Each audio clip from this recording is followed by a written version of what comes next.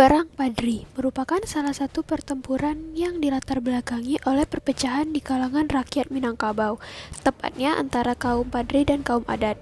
Pertempuran ini terjadi di daerah Sumatera Barat dan terbagi ke dalam dua periode yang terpisah, yaitu pada tahun 1821 sampai 1825 dan 1830 sampai 1837. Kaum Padri terdiri atas ulama-ulama yang memiliki tujuan untuk memurnikan ajaran Islam di Minangkabau, sedangkan kaum adat merupakan kelompok masyarakat di Minangkabau yang masih memegang teguh adat istiadat dari leluhur mereka. Pertentangan antara kaum Padri dan kaum adat dimanfaatkan oleh Belanda. Perang saudara yang terjadi antara kaum Padri dan kaum adat memberikan Belanda celah untuk mempengaruhi masyarakat Minangkabau. Maka pada tahun 1821, pemerintah kolonial Belanda yang bernama James Dupuy melakukan perjanjian dengan kaum adat. Dari perjanjian tersebut, Belanda berhasil menduduki sejumlah daerah. Akibat dari tindakan kaum adat dan Belanda, akhirnya terjadilah Perang Padri. Periode pertama Perang Padri dari 1821 sampai 1825. Gencarnya kekuatan kaum Padri. Di periode yang pertama, kaum Padri menyerang pos-pos Belanda dan melakukan pencegatan terhadap patroli-patroli mereka.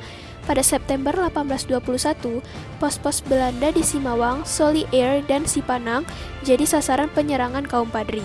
Kala itu, dengan jumlah 20.000 sampai 25.000 pasukan, kaum Padri yang dipimpin oleh Tuanku Pasaman menyerang Belanda di hutan sebelah timur gurun.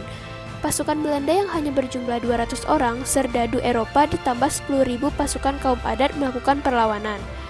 Pasukan yang dipimpin oleh Tuanku Pasaman cukup sulit dikalahkan, hingga akhirnya Belanda memutuskan untuk mengirimkan surat ajakan berdamai. Mengetahui taktik Belanda, Tuanku Pasaman tidak menanggapi ajakan Belanda dan terus menggencarkan perlawanan di berbagai tempat. Perlawanan pasukan Tuanku Nan Receh dan Tuanku Imam Bonjol pada tahun 1822. Pasukan dari Tuanku Nan Receh menyerang Belanda di bawah pimpinan Kapten Goffinet dan meraih kemenangan. Belanda mulai menduduki daerah Koto pada Februari tahun 1824. Tindakan ini menyulut kemarahan kaum Padri di Bonjol. Di bawah komando Peto Syarif atau yang lebih dikenal sebagai Tuanku Imam Bonjol, kaum Padri melakukan penyerangan ke pos-pos Belanda di Sarwaso. Memasuki tahun 1825, Belanda kembali mengajukan perjanjian damai. Perjanjian itu berisi bahwa Belanda mengakui kekuasaan tuan-tuanku di Lintau, Koto, Telawas, dan Agam. Sayangnya perjanjian tersebut mengecewakan kaum adat. Mereka menganggap Belanda tidak menepati janji dan lebih mengutamakan kepentingan sendiri. Periode kedua Perang Padri dari 1830 sampai 1837. Kaum adat mulai melakukan perlawanan. Kaum adat yang kecewa dengan perjanjian damai mulai menentang dan melawan balik Belanda. Pada periode kedua ini, kaum Padri dan kaum adat mulai bersatu. Mereka menyadari bahwa musuh yang sebenarnya adalah Belanda. Dengan kekuatan yang meningkat, kedudukan Belanda di Sumatera Barat semakin terdesak. Bahkan, Gubernur Jenderal Johannes van den Bos mengangkat Kolonel GP Jacob Elliot untuk mencegah meluasnya perlawanan dan kekuasaan kaum Padri.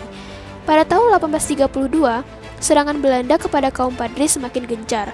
Bahkan mereka menyerang pos-pos pertahanan kaum Padri yang berada di Banuhampu, Kamang, Gugua, Sigandang, Tanjung Alam, Sungai Puar, Candung, dan beberapa lainnya di Agam. Kekalahan pasukan Padri. Di tahun 1834, kekuasaan Belanda berfokus untuk menguasai wilayah Bonjol. Hingga akhirnya pada tahun 1835, pasukan Padri mengalami kesulitan dan dipukul mundur.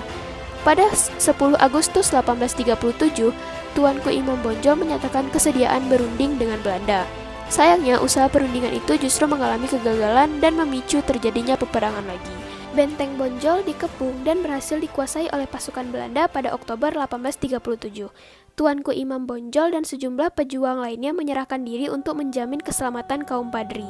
Setelah menyerahkan diri, Tuanku Imam Bonjol dibuang ke Cianjur, Ambon, dan akhirnya wafat di Manado pada 6 November 1864.